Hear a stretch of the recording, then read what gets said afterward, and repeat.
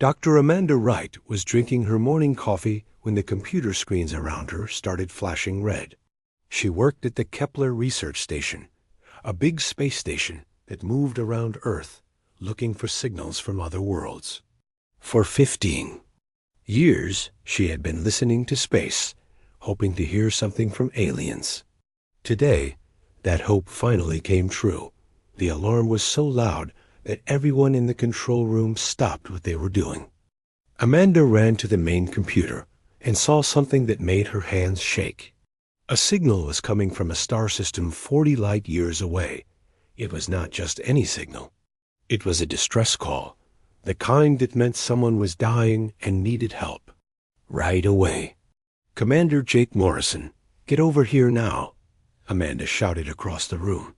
Her voice was high and scared.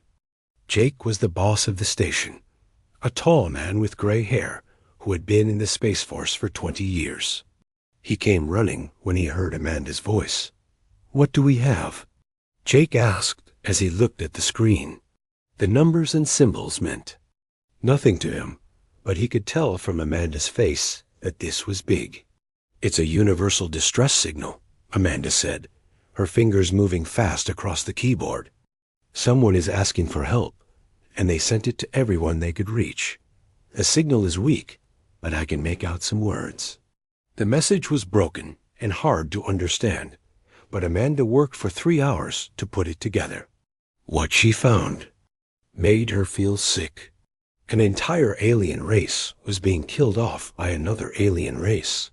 The ones asking for help called themselves Zephyrians. They were being attacked by something called the Devours. Jake, read the translated message over Amanda's shoulder. The words were simple but terrible.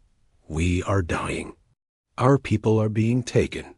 We do not know how to fight. We have asked others for help, but no one comes. Please, if anyone hears this, we need help. We are running out of time." The message also had pictures and data about the Zephyrians. They looked like living crystals that could walk and talk. Their bodies were made of a special material that could grow and change shape. They had never fought a war in their entire history. They did not even have weapons or armies. The Devourers were different. The data showed they were like giant bugs that worked together like bees in a hive. They had been moving from planet to planet, taking everything they wanted and killing anyone who got in their way. They wanted the Zephyrians not as friends or enemies, but as things to use. The crystal bodies of the Zephyrians had rare materials that the Devourers needed for their ships and machines. Jake called Admiral Lisa Carter right away. Lisa was in charge of Earth's Space Navy, and she was known for making fast decisions. When Jake told her about the distress call, she was quiet for a long moment. "How many Zephyrians are left?" Lisa asked. "The signal says about 2 million, but it was sent weeks ago." "There might be fewer now," Amanda answered from her computer. "And how many Devourers?"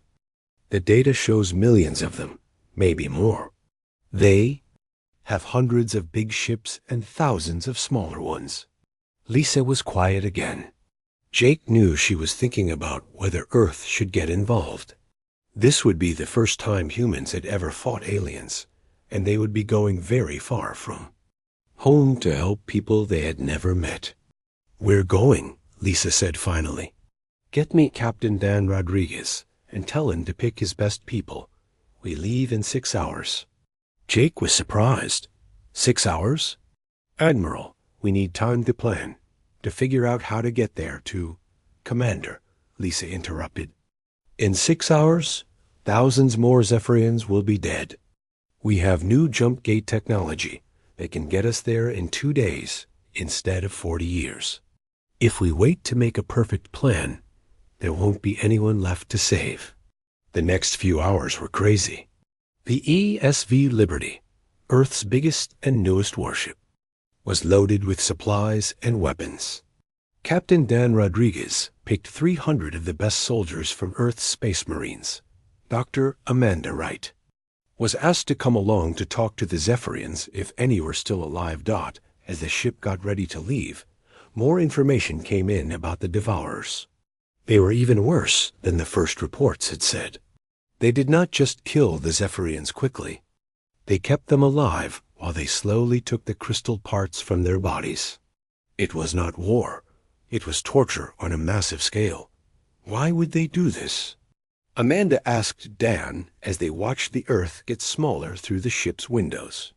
Because they can, Dan answered. They've never met anyone who could stop them. The Zephyrians can't fight back, and every other alien race in that part of space is too scared to help. But we're not scared? Dan smiled, but it was not a happy smile. We're terrified. But we're also angry, and angry humans are dangerous. The Devourers have been picking on peaceful people for so long, they forgot what happens when someone fights back. The Liberty jumped through space, moving faster than anything had ever moved before. In the ship's briefing room, the soldiers studied pictures of the Devourers and learned about their weapons and ships.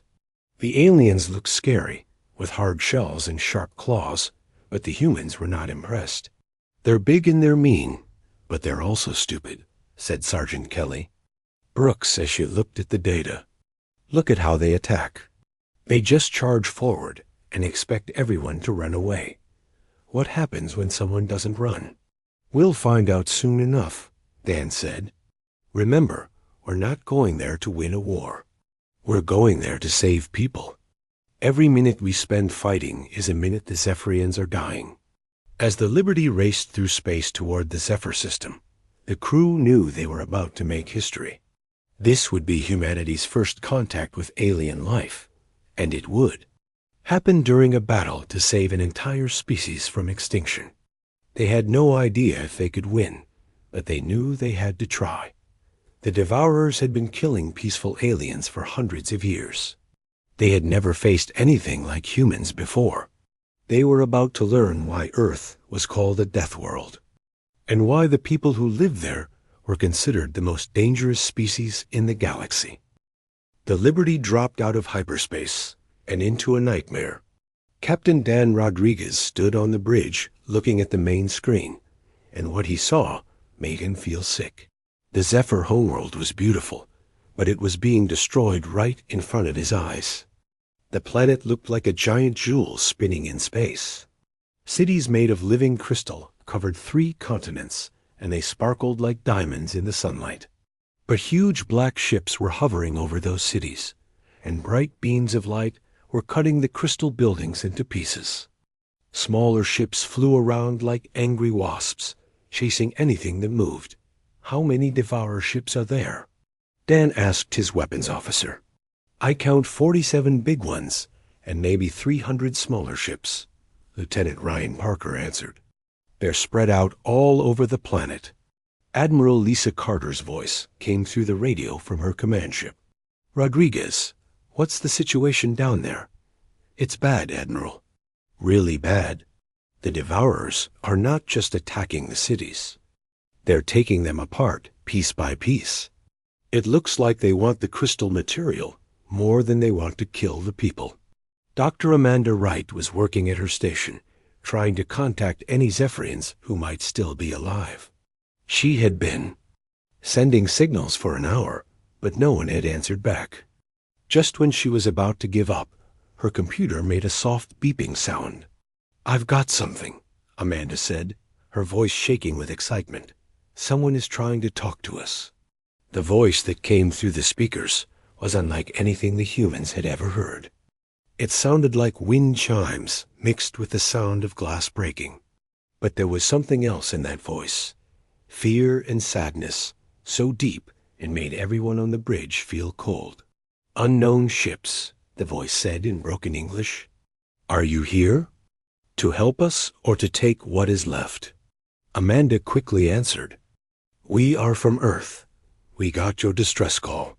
We came to help you. There was a long pause, then the voice spoke again, and this time it sounded like crying. I am Elder Thysus. I am one of the last leaders of my people. We are hiding in caves deep under the ground. The Devourers have been hunting us for 30 days. Most of my people are dead or taken. How many of you are left? Amanda asked gently. Maybe 2 million, but the number gets smaller every day. The Devourers have machines that can find us even underground. They are very patient. They will keep hunting until they find us all. Captain Rodriguez looked at the tactical display. 2 million people hiding in caves, while millions of enemies hunted them. The humans had brought 300 soldiers and 5 ships. The math was not good. Elder Thises, Amanda said, we want to help you, but we need to understand what we're fighting. Can you tell us about the Devourers?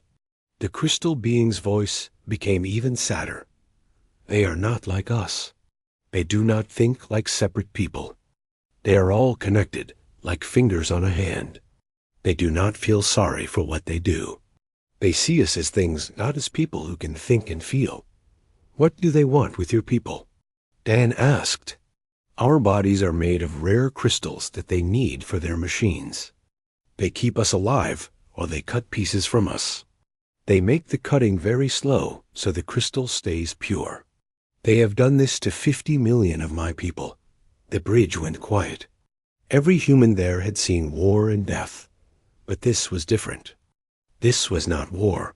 It was farming. The Devourers were treating thinking, feeling people like crops to be harvested. Elder Thises, Dan said, we're going to get you out of there. But we need you to help us understand how to fight them. You cannot. Fight them, Thises said, and his voice was full of hopelessness. They are too many. They have been doing this for thousands of years. They have destroyed hundreds of worlds. We sent messages to every space-traveling people we knew, but no one came. Everyone is too afraid. Well, we're here now, Dan said. And humans don't give up easy. Can you tell us about their ships and weapons? For the next hour, Elder Thises shared everything the Zephyrians had learned about their attackers. The Devourers were strong and tough, but they were not very smart. They had been winning for so long that they had become lazy. They expected everyone to run away or surrender. Sergeant Kelly Brooks was listening to everything while she studied the enemy ships through the Liberty's sensors. Captain, she said, these Devourers fight like bullies. They're used to picking on people who can't fight back. Look at their formation. They're spread out all over the place because they're not worried about being attacked. Lieutenant Ryan Parker was looking at the weapon readings. Their ships are big and scary looking, but most of their weapons are designed to break things apart, not to fight other ships. They're like giant mining tools, not real weapons. Commander Jake Morrison was reviewing the tactical data. They've never fought anyone who knew how to fight back. They probably don't even know what real space combat looks like. Dan smiled for the first time since arriving at the Zephyr system. Elder Thises, I need you to keep your people hidden for a little while longer. We're going to teach these Devourers why you don't mess with Earth's friends. But you are so few, Thises said. How can you fight so many? Because we're not fighting to win, Dan answered. We're fighting to save lives. And when humans fight for something important, we don't lose. The humans spent the next few hours studying the Devourers and making plans. The aliens had made a big mistake. They thought that being big and scary was the same as being good at fighting. They were used to enemies who were afraid and confused, but humans were different.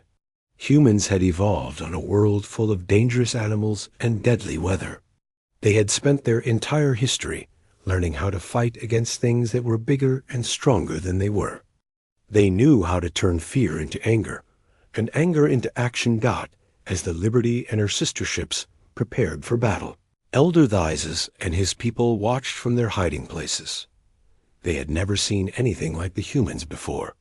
These strange aliens from a distant world had come to help people they had never met, knowing they would probably die trying.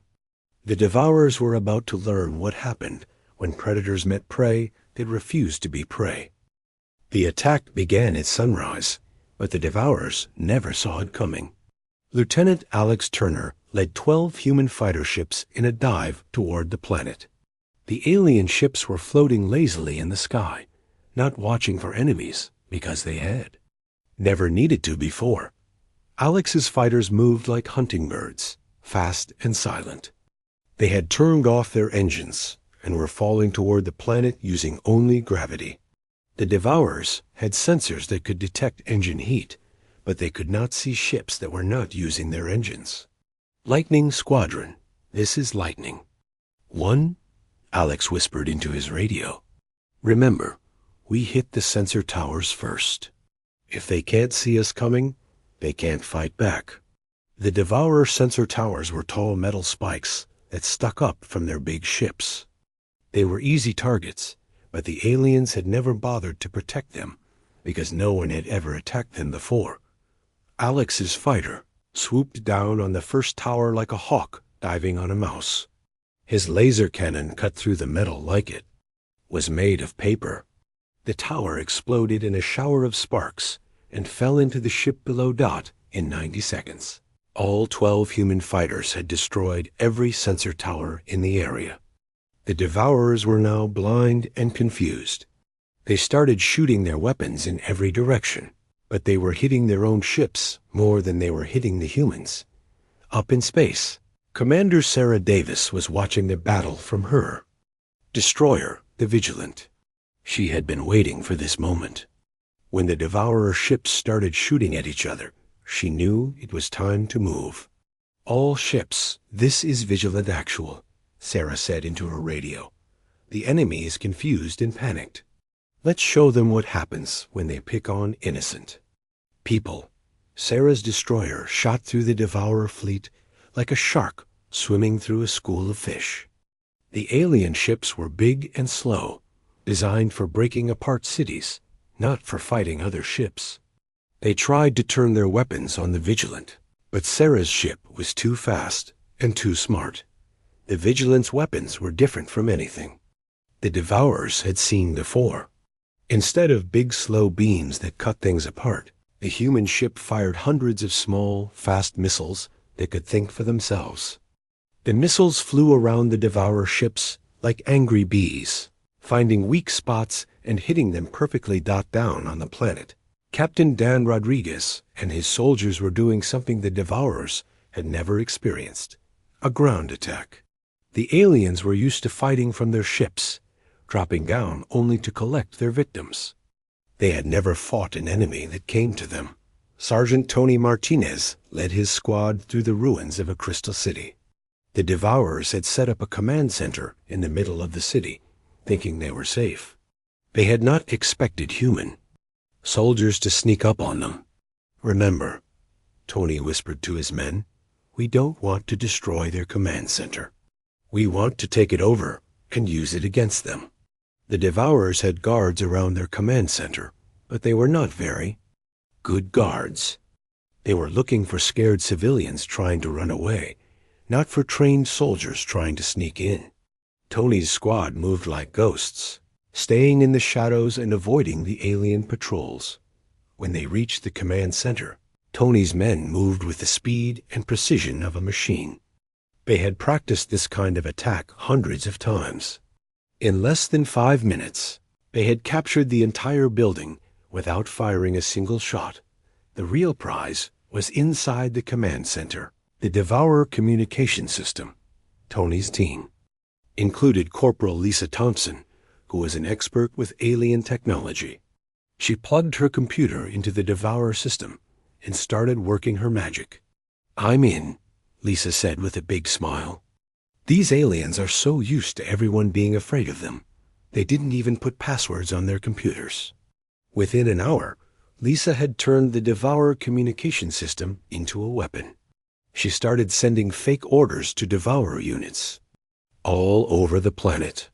She told some units to attack others, told ships to go to the wrong places, and made the aliens think they were being attacked from everywhere at once. The Devourers had never been confused before. Their hive mind was used to everyone thinking the same thoughts and following the same orders. But now they were getting different orders from different places, and they did not know which ones were real. Private Kevin Scott had found a perfect spot to watch the battle. He was hiding in a tall crystal tower that the Devourers had not completely destroyed. From there, he could see 3 different enemy positions at the same time. Kevin was the best shot in his unit, and he had brought his favorite rifle with him. It was a long-range weapon that could hit targets from very far away. The Devourers had never seen anything like it before. Kevin started picking off Devourer soldiers one by one. But he was not just shooting randomly. He was being smart about. He would shoot the leader of a group, then watch as the others ran around in panic. Then he would shoot their communication equipment, making it impossible for them to call for help. The Devourers could not figure out where the shots were coming from. They were used to fighting up close, where they could see their enemies. The idea of someone shooting at them from miles away was completely new to them. Dr. Amanda Wright was watching the battle from the Liberty, and she could hardly believe what she was seeing. The humans were outnumbered by hundreds to 1, but they were winning. The Devourers were running away, shooting at shadows and attacking their own friends. Elder Thizes, Amanda said into her radio. Are you seeing this? Yes, the crystal being replied, and his voice was full of wonder. Your people fight like the wind and the lightning. They are everywhere and nowhere. How do they do this? Practice, Amanda said simply. Humans have been fighting for their entire history. We've learned how to turn our enemy's strength against them. On the planet below, the Devourer forces were falling apart. They had lost their leaders, their communication, and their confidence. Groups of alien soldiers were surrendering to single human marines. Others were running away in panic, crashing their ships in their hurry to escape. By the end of the day, the humans had taken control of 3 cities and destroyed most of the Devourer ground forces. The aliens had lost thousands of soldiers and dozens of ships. The humans had lost no one. Captain Rodriguez stood on a hill overlooking one of the liberated cities. Zephyrian civilians were coming out of their hiding places, their crystal bodies glowing with hope for the first time in weeks. This is just the beginning, Dan said into his radio. The Devourers will send more ships. But now they know something they didn't know before. Humans don't give up, and we don't lose when we're fighting for something important. The Devourers had been the terror of the galaxy for centuries, but they had never met anything like humans before. Now they were learning what it meant to be hunted instead of being the hunters. 3 days after the first battle, the space around the Zephyr system filled with new ships. These ships were bigger and darker than the ones that had come before. Admiral Lisa Carter stood on the bridge of her command ship and counted them on her screen. There were over 300 enemy ships, and more were coming through the jump points every hour. Admiral, Commander Jake Morrison said, we're getting a message from the lead ship. I think it's their leader. The voice that came through the speakers was different from the other Devourers. It was deeper and more intelligent, but also more angry. This was the Devourer Queen, the mind that controlled all the others. Little creatures, the Queen said, you have done something interesting. You have hurt my children and taken my prizes. I have come to see what kind of beings you are before I crush you.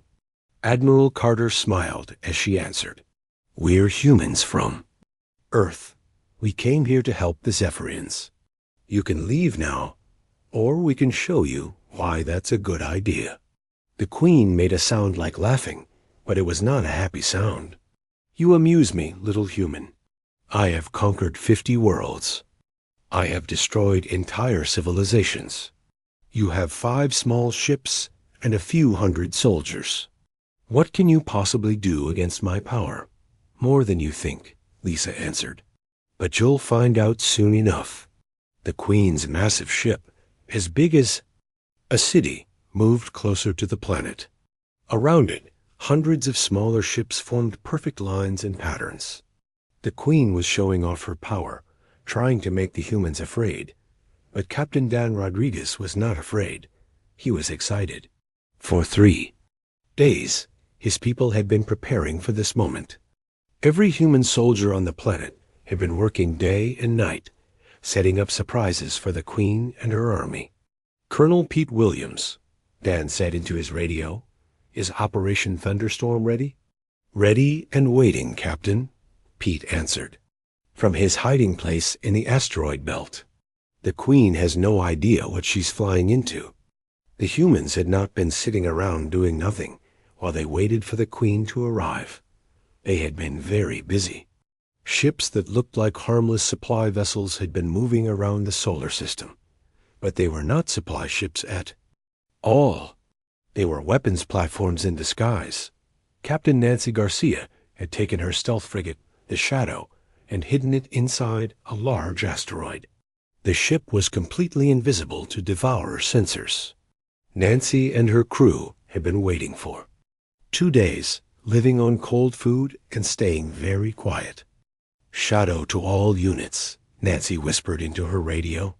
"The Queen's ship is moving into position. All birds are in the nest." The Devourers thought they had the humans trapped. The Queen's ship surrounded the planet in a perfect circle, with no way for the human ships to escape. But the humans did not want to escape.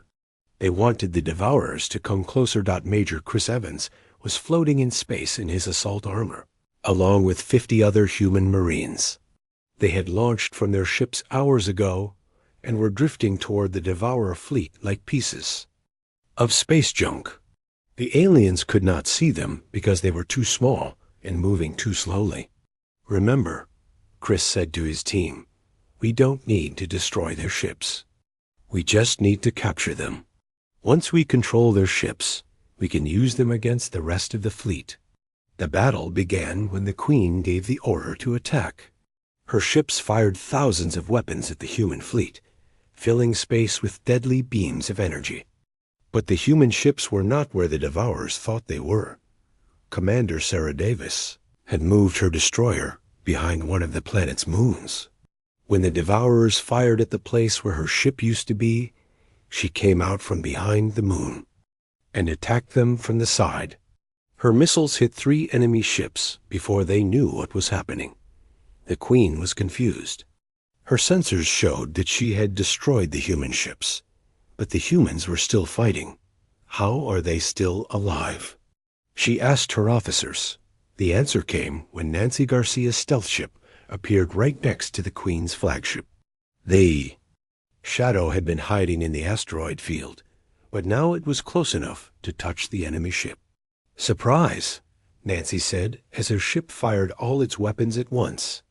The Queen's ship shook and sparked, and several of its weapon systems stopped. Working at the same time, Major Chris Evans and his Marines crashed into the sides of 6 different Devourer ships. The aliens had never seen boarding attacks before.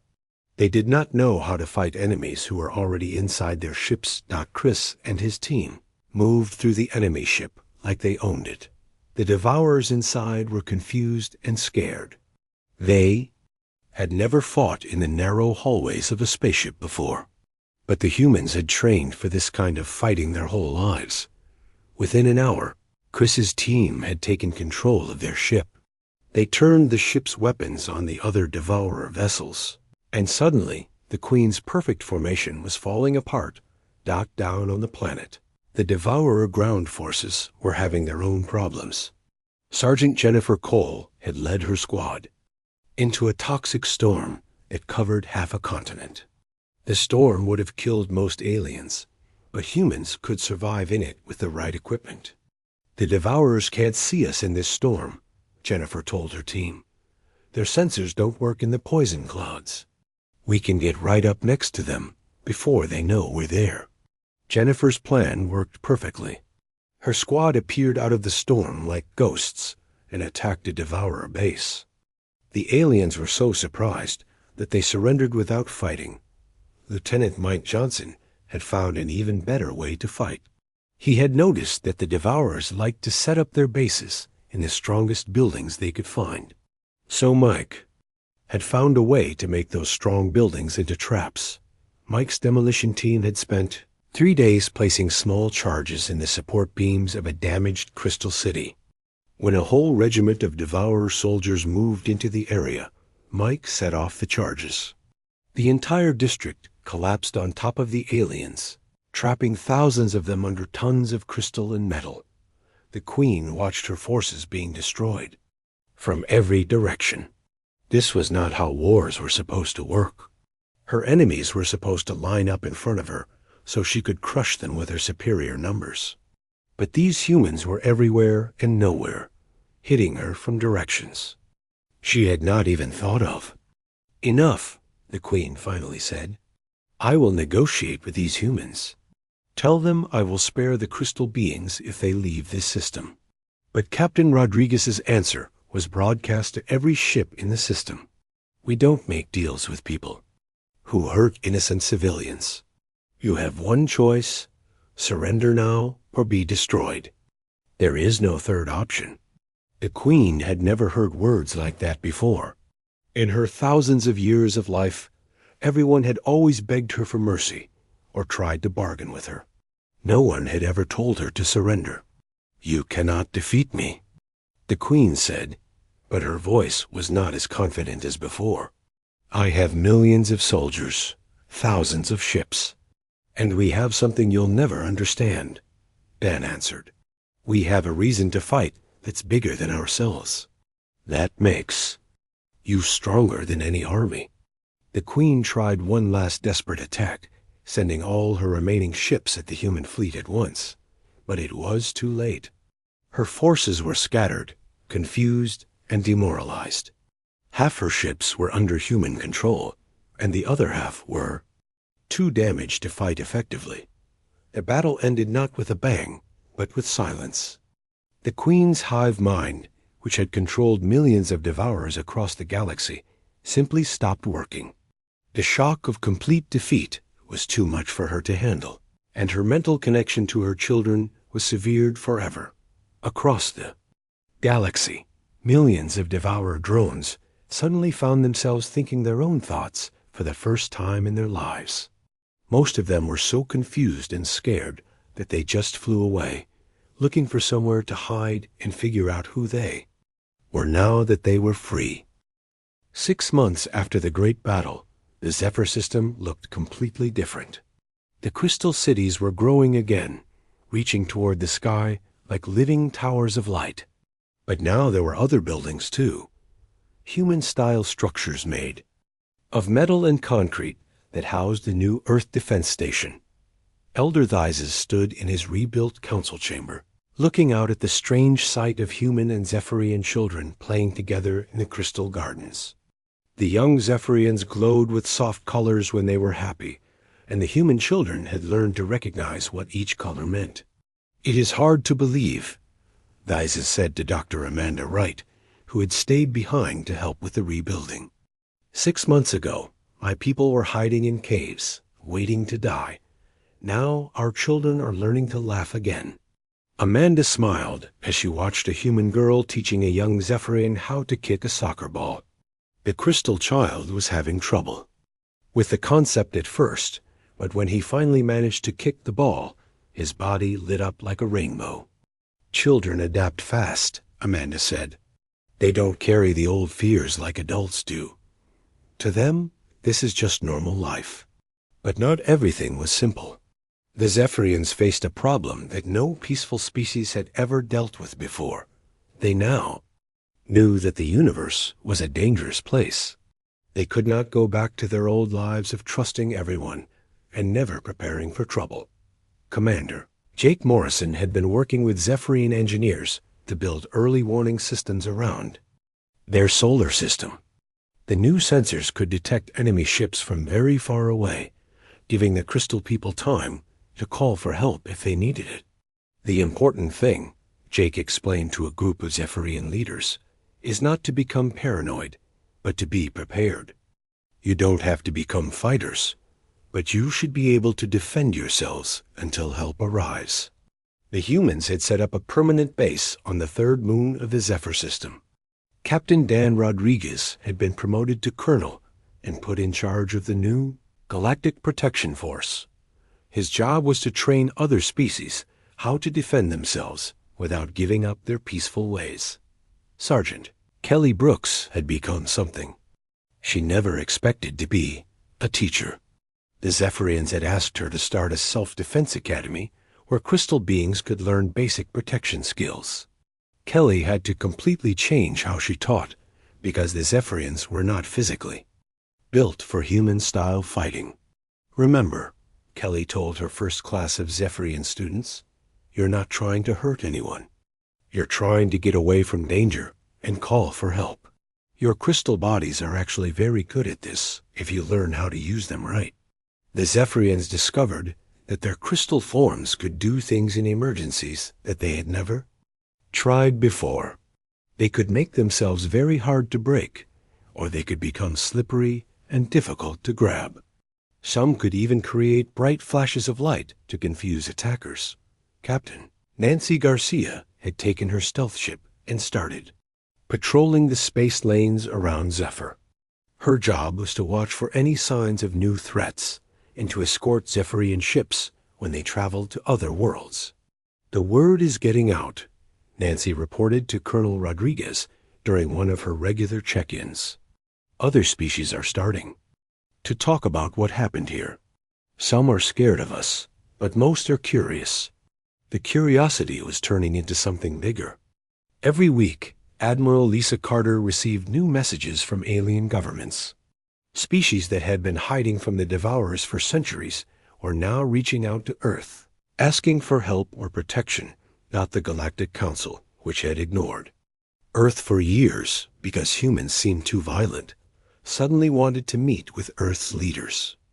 They had realized that sometimes violence was necessary to protect the innocent, and humans were very good at controlled violence.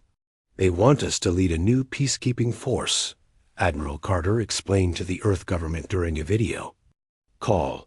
Dozens of species are willing to join, but they want humans to be in charge of the military side. It was a strange situation. The species that had once been dismissed as brutal Deathworlders were now being asked to become the protectors of galactic peace. Earth's leaders spent weeks debating whether to accept this responsibility. Dr. Amanda Wright had her own opinion about what Earth should do. She shared it with Elder Thighs during one of their regular conversations. My people are not perfect, Amanda said.